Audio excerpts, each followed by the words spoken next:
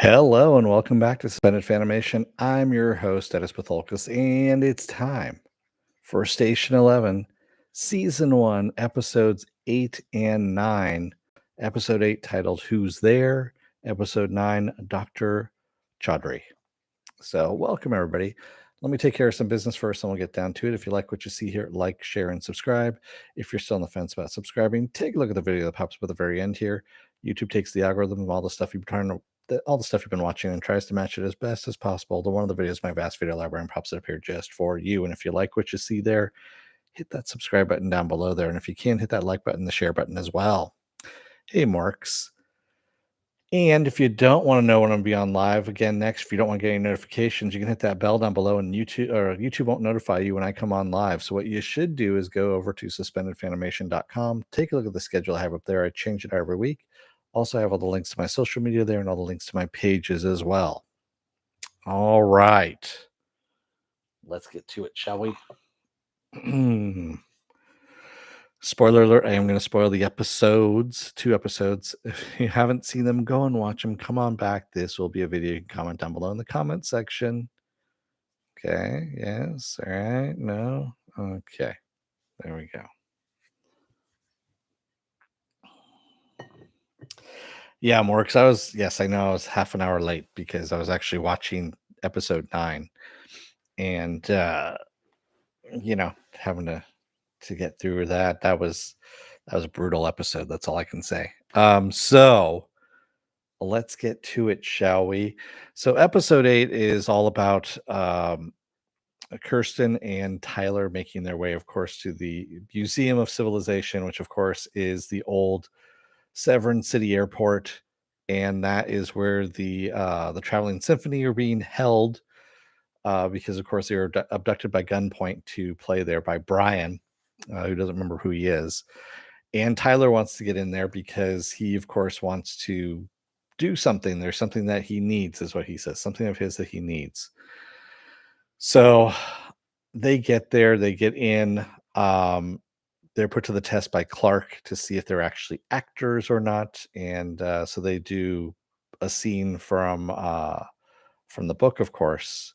Uh, and by the way, this all uh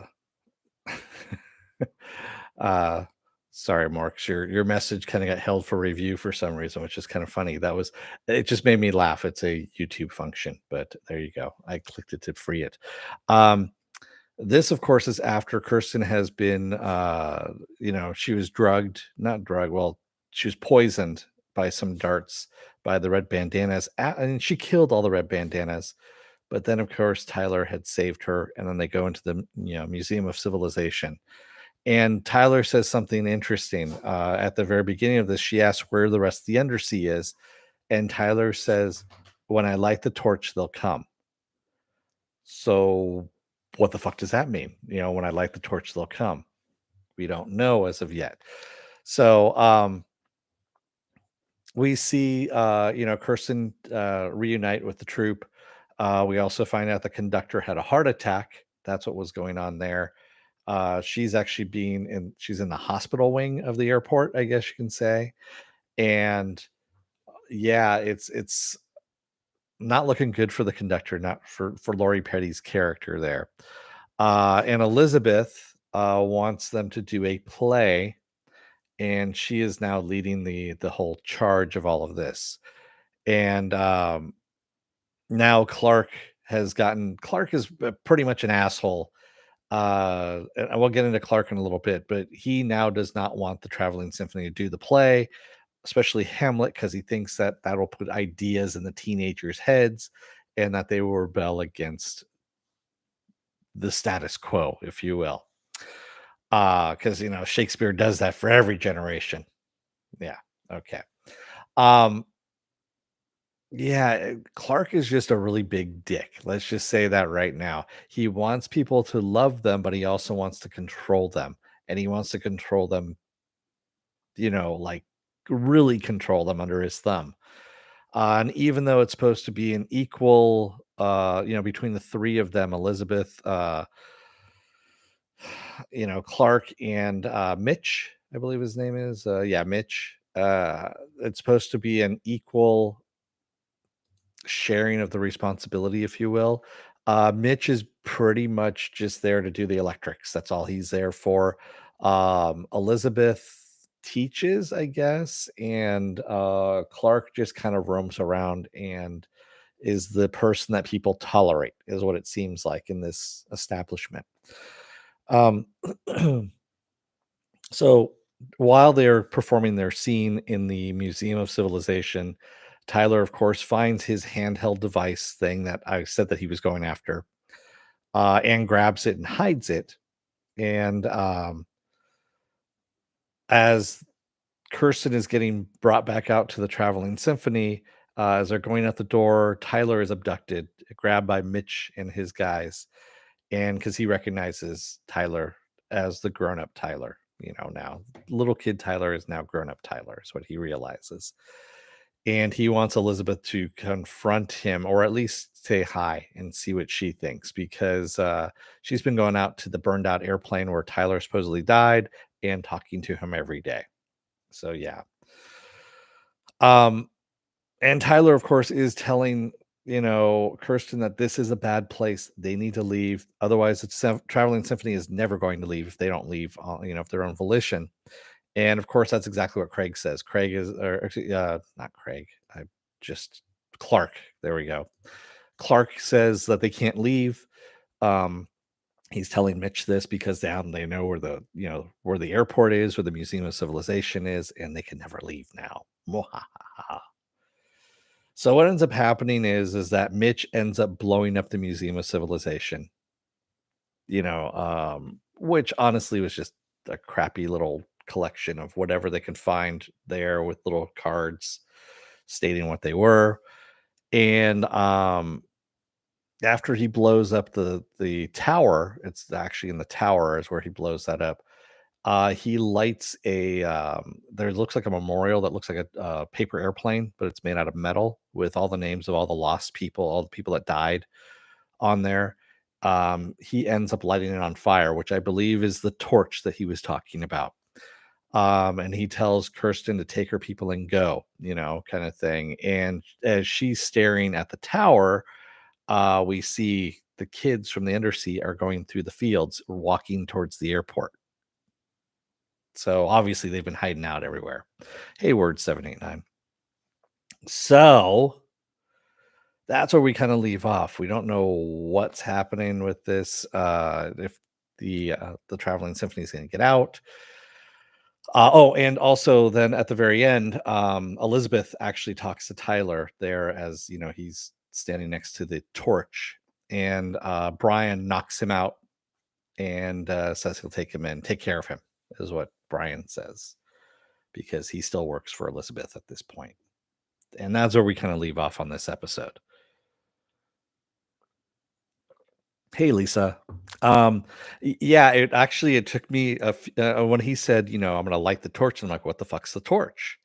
And then I was like, was it the tower that was the torch? And I'm like, no, it's the airplane. It was the airplane that was the torch. And I was like, oh, all right. There's a lot of symbolism in this series, I think, in this book. And that's the one thing that kind of drives me nuts too, is the symbolism. I'm not a big fan of symbol, one or two, okay. When everything is a fucking symbol or a possible symbol, it drives me nuts. So, yeah. I'm liking it. Yes, I am liking it more. It's just there's certain aspects of it that I keep pulling. I liked 6 and 7, episode 6 and 7 a lot better than out of all the series. And I actually liked episode 9 too, Dr. Chaudhary, where we find out what the fuck happened to Jeevan uh, when he disappeared on Kirsten. And he didn't disappear by choice. Uh, well, one, honestly, it was her fault too. I'm just going to say this right now. Kirsten did not go out to look for Jeevan. First, we see them drifting apart a lot. She's learning survival skills like throwing knives, killing deer, all this kind of stuff. And she's kind of disappointed with him. And he's disappointed in her because she's always reading the fucking book as well and not paying attention to any of the stuff that that's going to protect him. And then he's also using a ham radio and talking to strange women on the other end of the line and pretending to be a doctor. So when he's, of course, scavenging through houses, and Kristen's supposed to be watching his back with the telescoped rifle there, um, someone comes by who he's been talking to on the ham radio, and he gets knocked out with a beanbag gun. Not knocked out enough where he can't fight back, and he takes down the person with the motorcycle helmet on and gets away. And even though he's telling Kirsten all this time, kill her, shoot her now. And of course, Kirsten doesn't because she's reading her book still, which prompts Jeevan to be really pissed off, take the book and throw it out in the woods. That's where we got all this, how the book ended up in the woods. That was where Kirsten found it when Jeevan disappeared. So when Kirsten finds out about this, that he had dumped the book out in the woods, she gets pissed off at him, of course.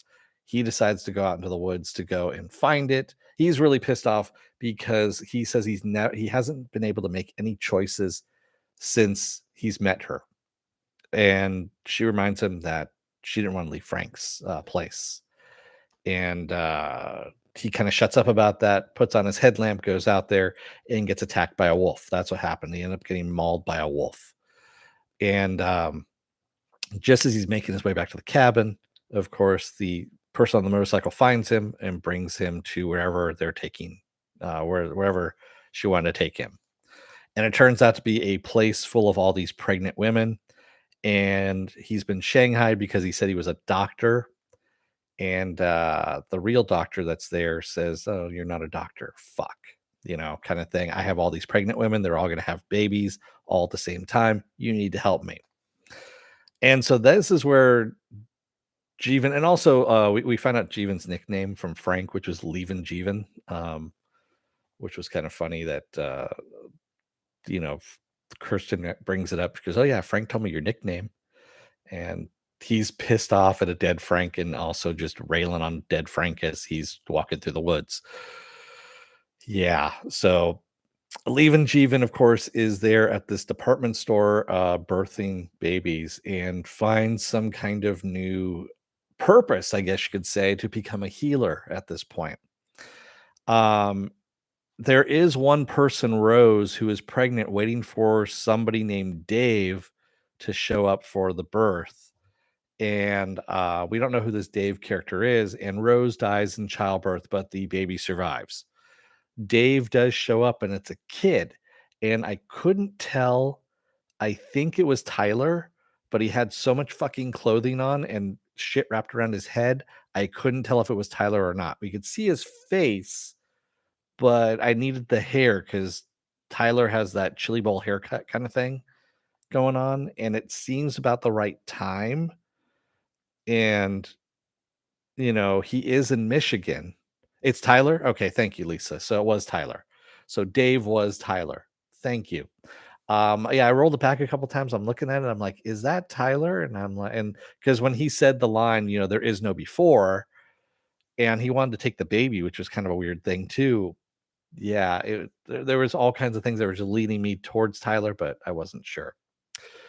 And of course, when Jeevan finally is able to go back to the cabin, of course, Kirsten is left by that time, and she's left behind Frank's compass, um, basically signifying that all those people now are. She's left. She's gone on to become her own person at this point. Is the baby Alex? That's a good question, Lisa. That's possibly it. Yeah. There's a lot of intermingling of people here. Like Kirsten has met Clark before through Alexander, right? The father. Um, and of course, Alexander is, Tyler's father. So, I mean, there's a lot of interplay between all the people that we are seeing here, and there's a weird mashup of just people's pain, I guess you can say, that are inflicted on each other over a couple of decades, and it's crossed over into the apocalypse as well. So Yeah, and we also see that Jivan is actually alive 20 years later. He has his own family. Um, he's a healer. He's lost part of his foot from the mauling, of course, so that had to be amputated. But he's out there, and most likely he's going to come across paths with Kirsten at this point. I'm sure there's going to be something big. So the trailer for the next episode, the final episode, episode 10, deals with Miranda and the whole Dr. 11 thing, what happened there, and then also her phone call with Clark while she's in her hotel, uh, you know, in Singapore, where she's been left over there. Um, Lisa said he's traveling for a patient. Oh, that's right. Yes, he's traveling for a patient. That's right. Oh, that's right. Because they said the traveling symphony is going to the doctor, is what they said. We're going to take S, the conductor, to a doctor. Yes, the patient is Sarah. That's what it was in the trailer, is that they are taking Sarah to the doctor. And that is Jivan. Yeah. Good. We got that all settled out. Thanks, Lisa. You actually help me out on all of this. That's why I have the chat open here. I mean, it's honestly, it's you and me at the same time on all of this. Um, so yeah, it's going to be an interesting final episode, and everything's going to come full circle, I think, at this point. And we keep, I talked about time loops in the last, video that I was talking about in episode 6 and 7. I really do think there is a time loop involved in this. Um, I just don't know where it's at. I wanna see I think there's more sci-fi to it than just the apocalypse happening. Because also, young Kirsten, when she started off across the ice again after, Jivan went missing, she saw Dr. 11, right? And then also Jivan hugs Frank when he's back in the cabin and he's got Frank's compass, and he actually grabs onto a physical Frank, which there's just too many things that are happening that are weird in this. And I want to say that a time loop is actually something that can you know happen at this in this series. Hey, Marks. Yeah, I like Lisa too. Lisa actually, forgive me if I'm wrong, Lisa, but you actually knew me from the other podcast, right? And you finally came on board here and found me here. So welcome again. And I forgot to mention that we were actually chatting in the comment section for the last episode of Station 11. The last, well, 6 and 7, I should say, of Station 11. So yes, and Morks is the resident troll, along with Apple Crow, and there's a few others out there. You guys know who you are by name. So yeah, good series, and I'm looking forward to how this is all going to wrap up, how this is going to end. Um, this is going to be this could either make it or break it. Quite honestly, this final episode of what's going to happen. Will I be disappointed if there's no time loop? Probably a smidgen. Um, but it's not going to break me on that one. If there's a good ending, if it's a weird what the fuck ending, like raised by wolves, um, then I'm just going to go, what the fuck did I waste my time for? Um, you know, or the Jason Siegel show that was on AMC where it, that final episode was just like, fuck, kind of, it just pissed me off.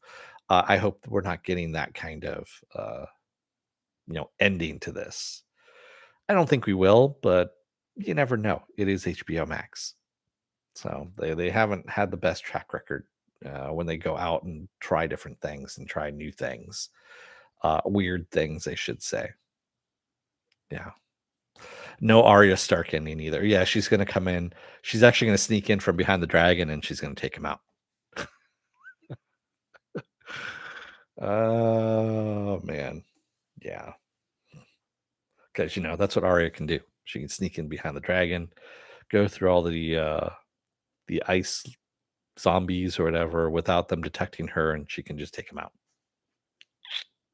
There you go. And yes, I know you hold the sword this way, but she's never mind. Anyway, with that said, what else do I have going on the rest of this week? Well, funny you should ask. Tomorrow is going to be the penultimate episode of The Expanse. That's right, the penultimate episode of The Expanse, which I'm going to watch after I'm get done here because I think it's going to be on fairly soon here. What else do I have? Saturday is going to be Saturday morning blast off where I take the genre news of the week and any other genre stuff you guys want to talk about when we talk about it. Um, Sunday I'm going to be off. Monday I'm going to be off, and then Tuesday rolls back around again with "Is It Worth My Time?" I don't know what I'm doing as of yet, but I'll find something most likely. Wednesday will be the Book of Boba Fett, which if you're not watching the Book of Boba Fett right now, you should. It's actually pretty damn good. And it also has some deep cut Star Wars stuff in there too. So if you're a Star Wars fan, definitely take a look at it. And then, of course, Thursday, we're going to wrap back around again to the season finale of Station 11. There we go. Lisa says, I like it, not as great as Leftovers, but similar vibes. Okay. I never, I tried watching The Leftovers, I should say. I tried getting into it and I couldn't do it. Yeah. It was too, when you start preaching religion in some shows and stuff like that, that's kind of what turns me off on that. And then also, yeah, it just didn't really do it for me. Yeah, I know episode 5 is up Morks. So yeah, I'm gonna be watching that after this. So well, after I get done here, you know what I'm talking about.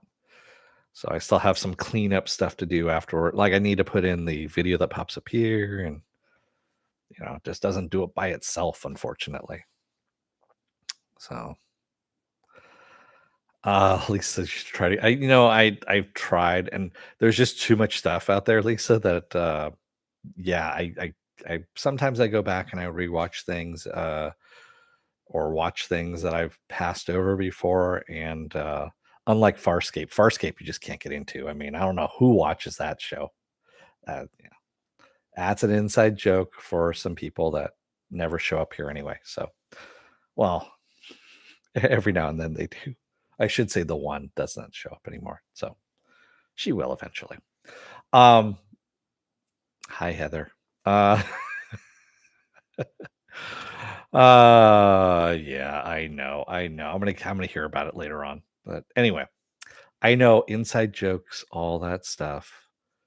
But yeah, I know Marks. But anyway, I'm gonna let you guys go for the night. Thank you to everybody who joined me tonight in the chat, and thank you if you made it this far through the video.